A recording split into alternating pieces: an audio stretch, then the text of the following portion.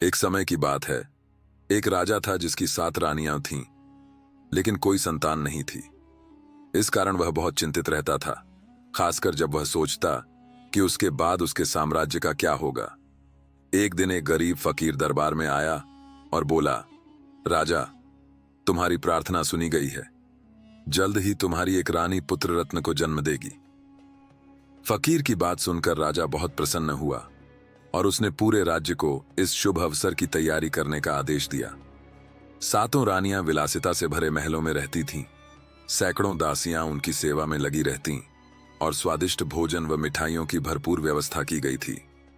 राजा को शिकार का बहुत शौक था। एक दिन शिकार पर जाने से पहले रानियों ने संदेश भेजा, स्वामी, आप कहीं भी शिकार के लिए जाइए, लेकिन उत्तर दिशा में मत जाना। हमने बुरा स्वप्न देखा है और हमें भय है कि वहां कुछ अनहोनी हो सकती है। राजा ने रानियों की बात मान ली और उत्तर दिशा में न जाने का वादा किया। उसने दक्षिण दिशा में शिकार की कोशिश की, लेकिन दुर्भाग्य से उसे वहां कुछ न मिला। यही हाल पूर्व और पश्चिम दिशा में भी हुआ। राजा, जो एक निपुण शिकारी था, ने ठान लिया कि वह खाली हाथ महल नहीं लौटेगा। अपनी रानियों से किए गए वादे को भूलकर वह उत्तर दिशा में शिकार के लिए निकल पड़ा। पहले तो उसे वहां भी सफलता नहीं मिली, लेकिन तभी उसकी नजर एक अद्भुत सफेद और सुनहरे रंग की हिरनी पर पड़ी, जिसके सींग चांदी की तरह चमक रहे थे। राजा ने तुरंत अपने सैनिकों को आदेश दिया कि जंगल को चारों ओर से घेर लिया जाए। हिरनी घेराबंदी में आ गई और जैसे ही राजा उसे पकड़ने आगे बढ़ा, उसने अचानक एक शक्तिशाली झटका देकर राजा को गिरा दिया और पहाड़ों की ओर भाग गई। राजा क्रोधित होकर अपने घोड़े पर सवार हुआ और पूरी गति से उसके पीछे दौड़ा, यहां तक कि उसके सभी सैनिक पीछे छूट गए। जल्द ही राजा एक संकरी घाटी में जा पहुंचा, जहां से निकलने का कोई रास्ता नहीं था। वहां एक टूटी फूटी झोपड़ी दिखी। लंबी यात्रा से थके राजा ने अंदर झांका और पानी मांगा। झोपड़ी में बैठी एक वृद्धा ने अपनी सुंदर पुत्री को पानी लाने के लिए बुलाया। वह युवती असाधारण रूप से आकर्षक थी, सुनहरे बालों और गोरी चमकती त्वचा वाली। जब उसने राजा को पानी पिलाया तो राजा ने उसकी आंखों में देखा और तुरंत समझ गया कि यही वही हिरनी थी जिसका पीछा करते करते वह यहां तक पहुंचा था। राजा उस युवती के सौंदर्य पर मोहित हो गया और घुटनों के बल बैठकर विनती करने लगा कि वह उसकी दुल्हन बनकर महल चले। युवती मुस्कुराकर बोली, क्या तुम्हारी 7 रानियां पर्याप्त नहीं हैं? राजा ने अनुनय विनय किया और वचन दिया कि वह उसकी हर इच्छा पूरी करेगा। युवती ने कहा, अगर तुम मुझे अपनी 7 रानियों की आंखें लाकर दोगे, तभी मैं तुम पर विश्वास करूंगी।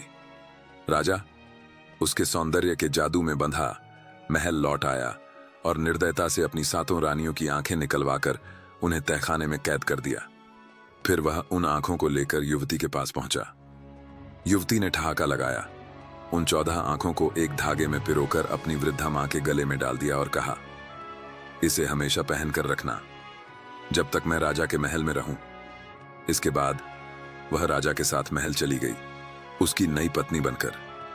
राजा ने उसे अपनी पूर्व रानियों के सभी आभूषण, वस्त्र और दासियां सौंप दी। इस प्रकार उसने वह सब कुछ पा लिया जिसकी उसे कामना थी। अब जल्द ही 7 रानियां, जो लाचार और कैद में थीं, एक नए जीवन के आगमन की साक्षी बनी। सबसे बड़ी रानी ने एक सुंदर बालक को जन्म दिया। दूसरी रानियां पहले तो उससे ईर्ष्या करती थीं, परंतु समय के साथ जब लड़के ने अपनी उपयोगिता साबित की तो वे उसे अपने पुत्र के समान मानने लगीं। बालक ने तहखाने की दीवार को धीरे धीरे खरोंचना शुरू किया और एक छोटा सा छेद बना लिया। घिसटते हुए वह बाहर निकला। कुछ समय बाद लौटा और खाने पीने की चीजें लाकर अपनी माताओं में बांट दी। जैसे जैसे वह बड़ा हुआ, उसने उस छेद को और चौड़ा कर लिया और दिन में कई बार बाहर जाकर अन्य बच्चों के साथ खेलता। गांव के सभी बच्चे उसे छोटू कहकर पुकारते थे, लेकिन कोई नहीं जानता था कि वह वास्तव में कौन है। अपनी हंसी मजाक और कलाबाजियों से वह सबका प्रिय बन गया। लोग उसे बिस्कुट, अनाज या मिठाइयां देते, जिन्हें वह तहखाने में ले जाकर अपनी माताओं को खिलाता। सभी को लगा था कि रानियां तहखाने में भूख प्यास से मर चुकी हैं, लेकिन वह लड़का उनकी जीवन रेखा बन गया था। समय बीता और जब वह युवा हो गया तो एक दिन उसने अपना धनुष बाण उठाया और शिकार के लिए निकला। घूमते फिरते महल के पिछवाड़े पहुंचा। तभी उसकी नजर सफेद हिरणी नई रानी पर पड़ी, जो कभी अप्रतिम सुंदरता की प्रतीक थी। उसी समय उसने महल के बुर्ज के आसपास उड़ते सफेद कबूतरों में से एक को निशाना बनाकर मार दिया। घायल कबूतर उड़ता हुआ सीधा सफेद रानी की खिड़की के पास आ गिरा। रानी ने खिड़की से बाहर झांका और पहली ही नजर में उस सुंदर युवक को देख लिया, जो धनुष बाण थामे खड़ा था। अपनी जादुई शक्ति से उसने तुरंत पहचान लिया कि यह लड़का राजा का पुत्र है। ईर्ष्या और क्रोध से जलते हुए उसने उसे नष्ट करने का निर्णय लिया। फौरन अपने सेवकों को भेजकर उस युवक को बुलवाया और कहा, क्या तुम यह कबूतर मुझे बेचोगे? लड़के ने कठोर स्वर में कहा, नहीं, यह कबूतर मेरी 7 अंधी माताओं के लिए है, जो अंधेरे और दुर्गंध से भरी काल कोठरी में बंद हैं। यदि मैं उन्हें भोजन न दूं, तो वे मर सकती हैं। धूर्त सफेद रानी क्रोधित होकर चिल्लाई, अरे दुष्ट! क्या तुम अपनी माताओं की आंखें उन्हें वापस नहीं देना चाहोगे? यह कबूतर मुझे सौंप दो और मैं तुम्हें वह स्थान बता दूंगी जहां से तुम उनकी आंखें प्राप्त कर सकते हो। मैं वचन देती हूं कि मैं तुम्हारी मदद करूंगी। यह सुनकर लड़का अत्यधिक प्रसन्न हो गया और उसने बिना देर किए कबूतर रानी को सौंप दिया। तब रानी ने उसे आदेश दिया कि वह उसकी मां को खोजे, जिसने उन आंखों की माला अपने गले में पहनी है। यदि तुम यह कागज का टुकड़ा उसे दे दोगे, तो वह तुम्हें आंखें लौटा देगी। रानी ने झूठ बोलते हुए कहा। लड़के ने कागज को सावधानी से अपने पास रख लिया, ये जाने बिना कि उसमें क्या लिखा है। दरअसल उसमें लिखा था, इस लड़के को तुरंत मार डालो और इसके खून को पानी की तरह पी जाओ। लड़का अभी पढ़ना लिखना नहीं जानता था, इसलिए वह उस संदेश को सीने से लगाकर सफेद रानी की मां की तलाश में निकल पड़ा। यात्रा के दौरान वह एक नगर में पहुंचा, जहां सभी लोग बेहद उदास और निराश नजर आ रहे थे। लड़के ने नगरवासियों से पूछा, तुम सब इतने दुखी और उदास क्यों हो? लोगों ने उत्तर दिया, हमारे राजा की केवल एक संतान है, एक बेटी। वह विवाह करने को तैयार नहीं होती और जो भी युवक प्रस्ताव लेकर आता है उसे ठुकरा देती है। जब राजा का निधन होगा तो राज्य और उसकी विरासत का क्या होगा? इसी चिंता में हम सब दुखी हैं। राजकुमारी ने शपथ ली है कि वह केवल उसी युवक से विवाह करेगी जिसकी 7 माताएं हों। जब से यह सुना है, राजा अत्यधिक परेशान और उदास है। उसने आदेश दिया है कि कोई भी नया आगंतुक नगर में आए तो उसे राजकुमारी के सामने प्रस्तुत किया जाए। लड़का बेचैन था, क्योंकि उसे अपनी माताओं की आंखों की तलाश थी, लेकिन नगरवासियों ने उसे जल्दी से राजकुमारी के महल में पहुंचा दिया। जब राजकुमारी ने उसे देखा तो लज्जा से शर्माते हुए अपने पिता की ओर मुड़ी और कहा, पिताजी, यही मेरी पसंद है। नगर में पहले कभी ऐसा आनंद उत्सव नहीं हुआ था। लोग प्रसन्नता से झूम उठे। लेकिन लड़के ने कहा, मैं तब तक विवाह नहीं कर सकता जब तक अपनी माताओं की आंखें वापस नहीं लाकर उन्हें दृष्टि न लौटा दूं। राजकुमारी, जो बहुत बुद्धिमान और पढ़ी लिखी थी, यह सुनकर विचार मग्न हो गई। उसने लड़के से वह पर्चा दिखाने के लिए कहा। जब उसने उसमें लिखे विश्वासघाती शब्द पढ़े तो उसने बिना कोई प्रतिक्रिया दिए एक नया कागज लिया और उस पर लिखा, इस युवक का अच्छे से ध्यान रखा जाए और उसकी सभी इच्छाएं पूरी की जाए। फिर उसने वह पर्चा लड़के को वापस दे दिया। लड़का उतना चतुर नहीं था, इसलिए उसने उसे बिना शक किए अपने पास रख लिया। लगभग 1 साल बाद वह लड़का उस जर्जर झोपड़ी तक पहुंचा जो संकरे घाटियों के बीच स्थित थी। वहीं सफेद जादूगरनी की मां रहती थी, एक भद्दी और डरावनी औरत। जब उसने लड़के का पर्चा पढ़ा तो उसके चेहरे पर नाखुशी झलकने लगी, खासकर जब लड़के ने आंखों का हार मांगा। फिर भी उसने अपना हार उतार कर लड़के को दे दिया और बोली, इसमें सिर्फ 13 आंखें हैं, एक मैंने पिछले सप्ताह दे दी थी। लड़का जितनी आंखें मिल सकीं उनसे बहुत प्रसन्न था। वह जल्द से जल्द अपनी माताओं के पास लौटने के लिए निकल पड़ा। घर पहुंचते ही उसने 6 छोटी रानियों को 2-2 आंखें लौटा दी, जबकि सबसे बड़ी रानी को केवल 1 आंख दी और कहा, प्यारी मां, दूसरी आंख की तरह मैं हमेशा तुम्हारे साथ रहूंगा। इसके बाद वह अपने वादे के अनुसार राजकुमारी से विवाह करने के लिए लौट गया। लेकिन जब वह सफेद रानी के महल के पास से गुजरा तो उसने फिर से बुर्ज के पास उड़ते हुए कबूतरों को देखा। उसने धनुष उठाया, तीर चलाया और एक कबूतर को मार गिराया। वह कबूतर लहराता हुआ उड़कर सफेद रानी की खिड़की के पास गिरा। जब सफेद रानी ने बाहर देखा तो उसकी आंखें अविश्वास से फैल गईं। उसने आश्चर्यचकित होकर सोचा, यह कैसे संभव है? राजा का बेटा अभी तक जीवित और स्वस्थ है। सफेद रानी ने घृणा और जलन से रोते हुए लड़के को बुलवाया और पूछा कि वह इतनी जल्दी कैसे लौट आया। जब उसे पता चला कि लड़के ने 13 आंखें पाकर 7 अंधी रानियों को लौटा दी हैं, तो वह क्रोध से उबल पड़ी। फिर भी उसने अपनी जलन छुपाते हुए खुशी का नाटक किया और कहा, अगर तुम यह कबूतर भी मुझे दे दो तो मैं तुम्हें जोगी की वह अद्भुत गाय दिलवाऊंगी जिसका दूध पूरे दिन बहता है और एक राज्य जितना बड़ा तालाब भर सकता है। लड़के ने बिना कुछ सोचे कबूतर दे दिया। इसके बाद सफेद रानी ने उसे पहले अपनी मां से गाय मांगने के लिए कहा और एक पत्र लिखा, इस लड़के को तुरंत मार डालो और उसके खून को पानी की तरह छिड़क दो। इस बीच 7 रानियों के बेटे के लौटने में हो रही देरी से चिंतित उसकी होने वाली पत्नी राजकुमारी ने उससे कारण पूछा। जब लड़के ने सफेद रानी द्वारा दिया गया पत्र दिखाया तो राजकुमारी उसकी चाल समझ गई। उसने पहले की तरह पत्र के शब्द बदल दिए और उसे लड़के को सौंप दिया। लड़का फिर से संकरी घाटी में उस जर्जर झोपड़ी तक पहुंचा जहां सफेद रानी की कुरूप और बूढ़ी मां रहती थी। उसे पत्र देकर उसने जोगी की सफेद गाय मांगी। बुढ़िया मना नहीं कर सकी, लेकिन उसने कहा, तुम इसे पाओगे कैसे? यह कोई मामूली चीज नहीं है। उस बहुमूल्य गाय की रक्षा के लिए 18,000 दैत्य तैनात हैं जो हर समय इसकी पहरेदारी करते हैं। इसके बाद वह अपनी बेटी की मूर्खता पर बेहद क्रोधित हो उठी। लड़के ने बड़ी बहादुरी से आगे बढ़ते हुए वही किया जो उसे करने को कहा गया था। लंबी यात्रा के बाद वह उस जोगी की सफेद गाय और दूध से भरे तालाब तक पहुंच गया जिसकी रक्षा के लिए 18,000 दैत्य तैनात थे।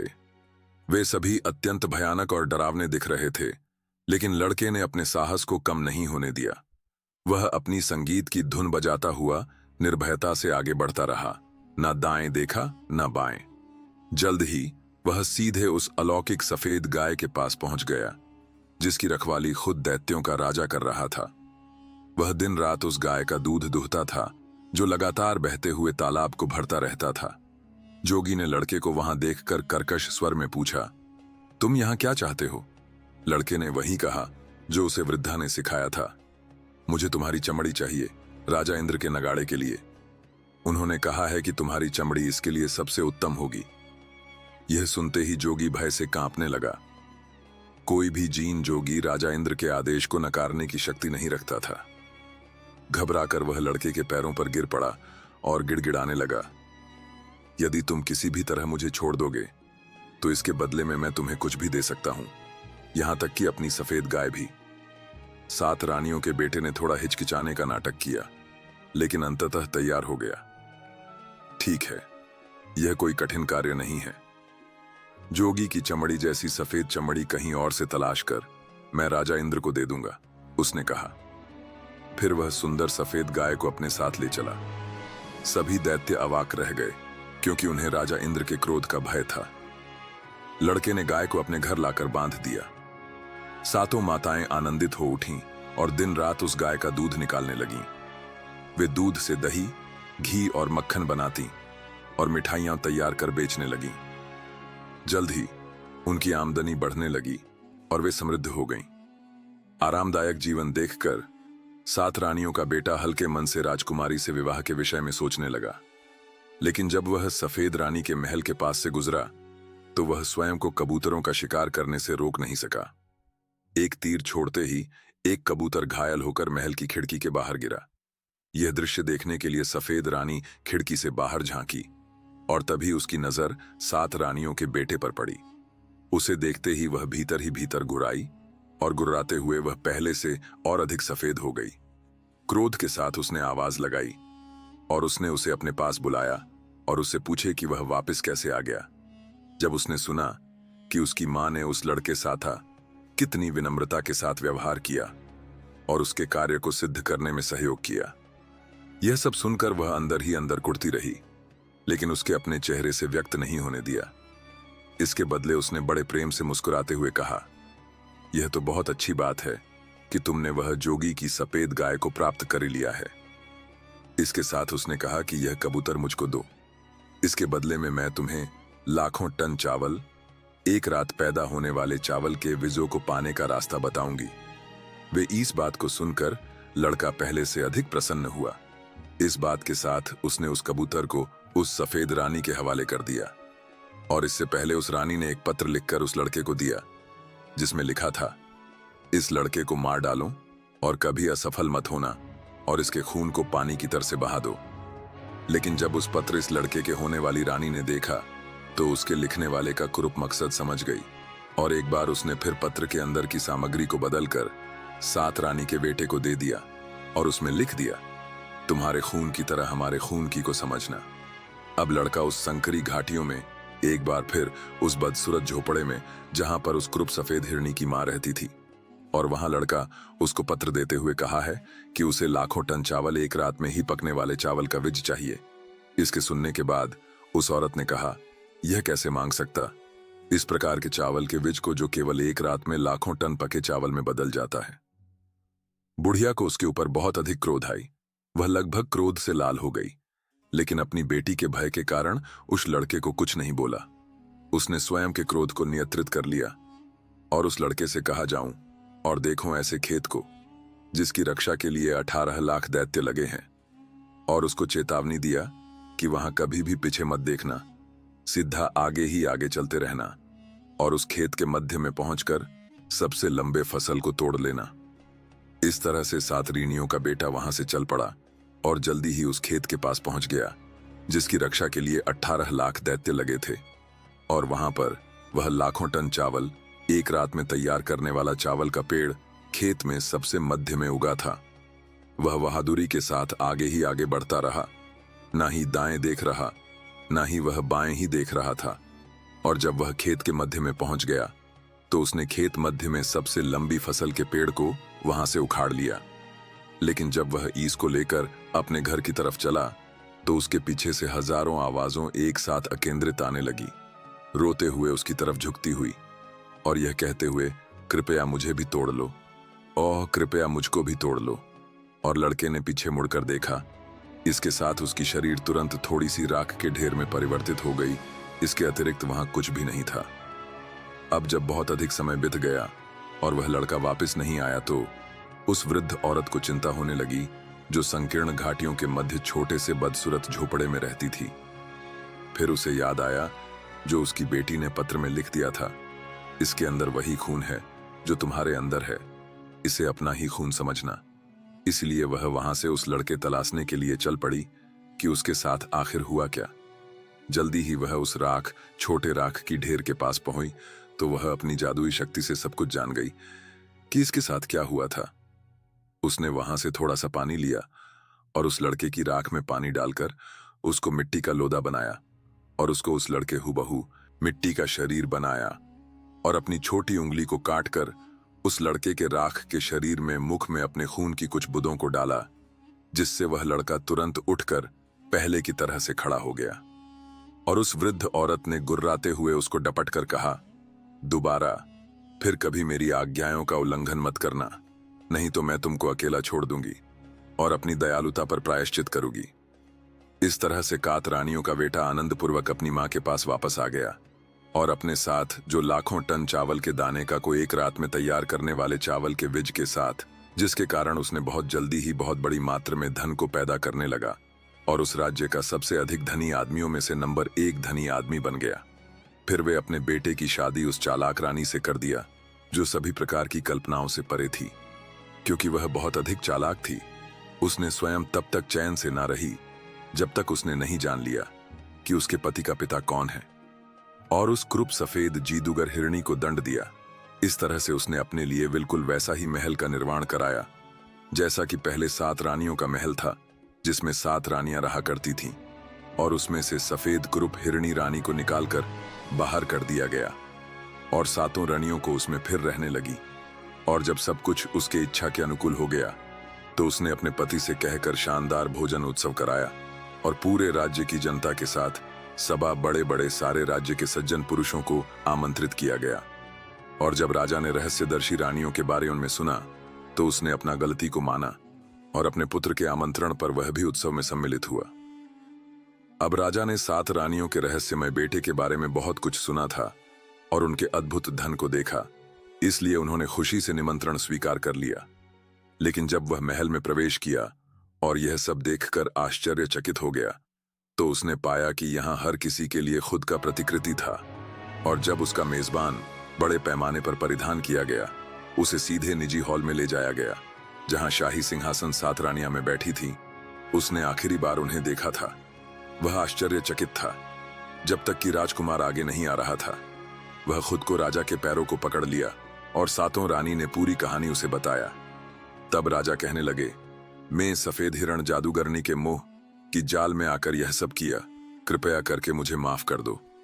और उस सफेद हिरनी जादूगरनी को मौत के घाट उतार देता हूं। और उसे मार दिया और उसकी कब्र पर गठित किया गया।